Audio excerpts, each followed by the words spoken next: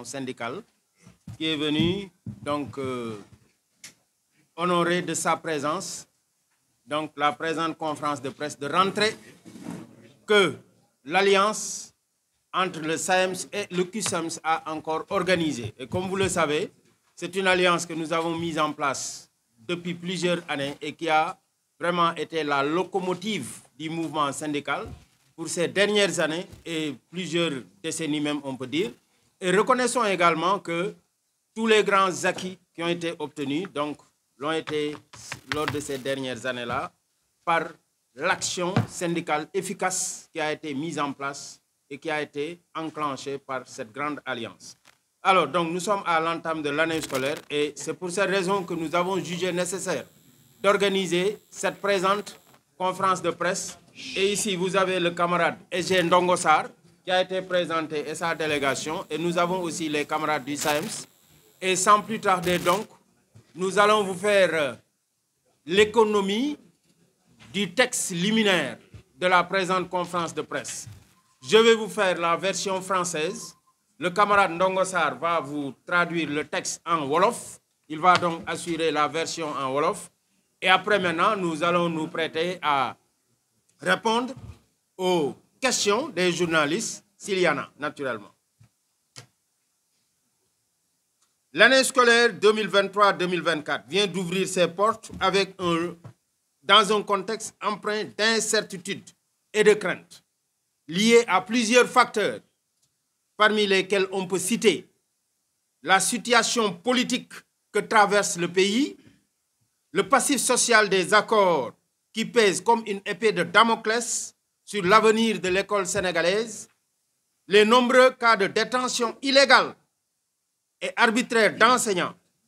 dans les geôles, les sorties intempestives des étudiants à travers le territoire national pour exiger la réouverture de l'université Cheikh Anta Diop de Dakar. Depuis la signature des protocoles du 30 avril 2018 et du 26 février 2022, le gouvernement du Sénégal a clairement affiché sa volonté de renvoyer au calendrier grec la matérialisation de certains accords portant notamment sur le statut, la carrière et la formation diplômante des enseignants, alors que ceux-ci sont plus cruciaux que tous les autres engagements.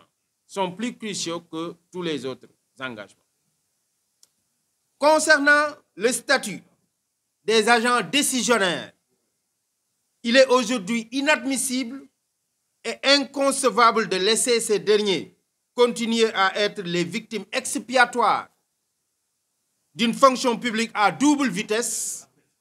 alors qu'ils sont astreints aux mêmes charges de travail que les autres enseignants. Le louvoiement du gouvernement sur la modification des décrets numéro 74-347 et le numéro 2006-392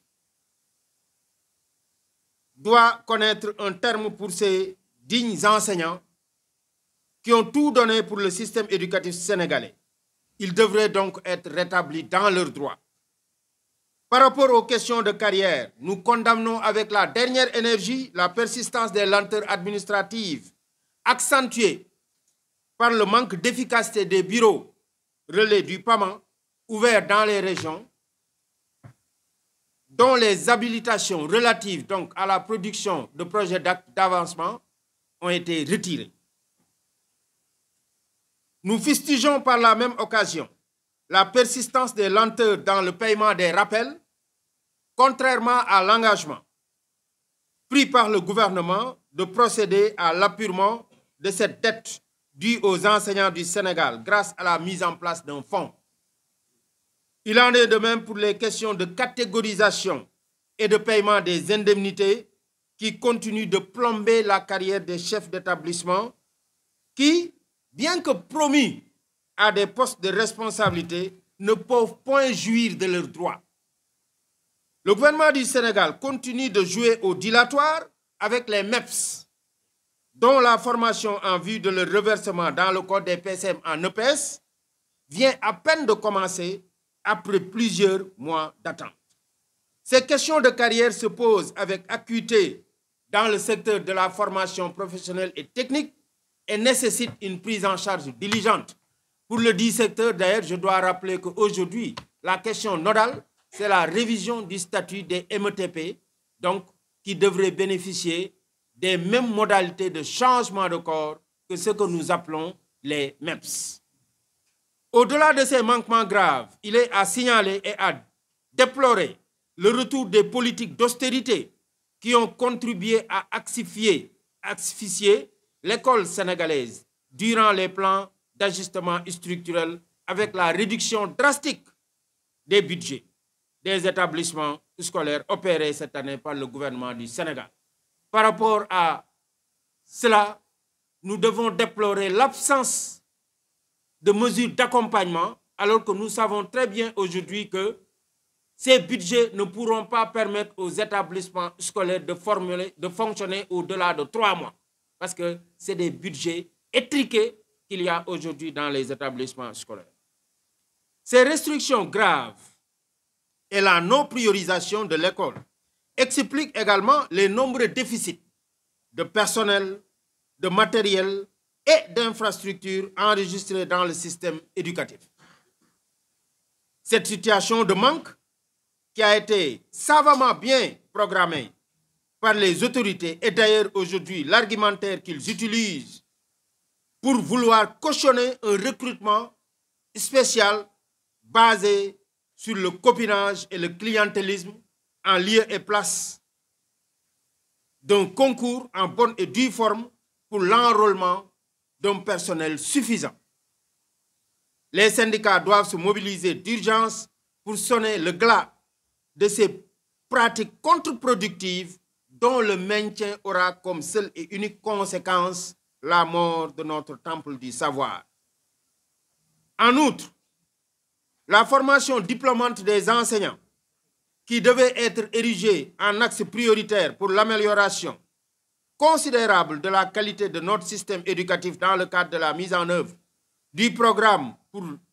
l'amélioration de la qualité, de l'équité et de la transparence, donc le paquet, est relégué au dernier plan. En effet, non seulement le gouvernement nie aux enseignants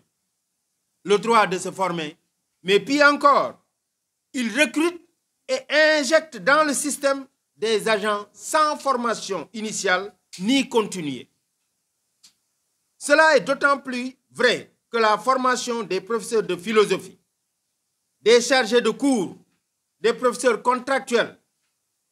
ayant capitalisé plusieurs années d'expérience, des bénéficiaires de mise en position de stage et des professeurs contractuels issus du recrutement spécial de 2021, initialement prévu en juillet 2023 à la FASTEF, n'a pas encore démarré. Donc jusqu'à présent, nous enregistrons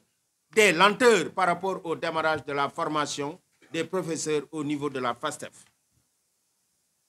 Et pour attester d'ailleurs de leur aversion démesurée, l'aversion démesurée du gouvernement par rapport à la formation des enseignants, l'arme de la déportation a été utilisée pour les enseignants devant bénéficier de retour des stages en lieu et place d'une affectation conforme au principe de la gestion démocratique. Sur le plan social, la politique d'accompagnement des fonctionnaires pour l'acquisition de logements à travers la mise en place d'un prêt est aujourd'hui pervertie, d'autant plus que nous constatons que la stratégie d'externalisation du prêt jette en pâture les enseignants, bénéficiaires des dits prêts et tous les autres fonctionnaires face à des banques qui violent allègrement les engagements souscrits dans le cadre de la convention qui les lie au gouvernement du Sénégal. À ces mots s'ajoutent les violations récurrentes des droits ainsi que la résurgence des pratiques liberticides de la part du gouvernement qui ont abouti à des arrestations multiples d'élèves et d'enseignants qui croupissent aujourd'hui dans les geôles. Est-il besoin de rappeler que l'enseignant est un citoyen avant d'être quand même du point de vue de la corporation enseignant. Et sur ce plan, nous rappelons que personne ne peut lui confisquer le droit qui lui a été consacré par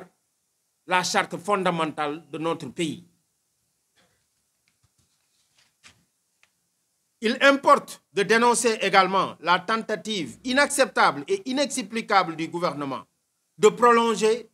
la fermeture de l'université Cheikh Anta Diop sur la base d'un argumentaire fallacieux qui cache mal leur intention manifeste de sevrer toute une génération de savoir et de connaissances au moment où leur propre progéniture en acquiert hors de nos cieux.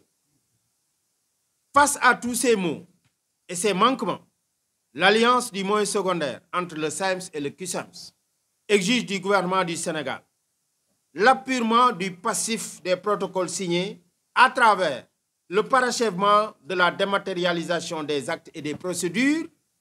la révision du statut des décisionnaires, le démarrage de toutes les formations à la FASTEF, le relèvement des quotas pour le paiement des rappels dus aux enseignants, le doublement des budgets des établissements scolaires, le paiement sans délai des indemnités de suggestion aux chefs d'établissement. Nous demandons également et exigeons le strict respect du principe de la gestion démocratique, surtout pour ce qui concerne le cas des enseignants qui ont bénéficié d'un retour de stage, qui ont été ventilés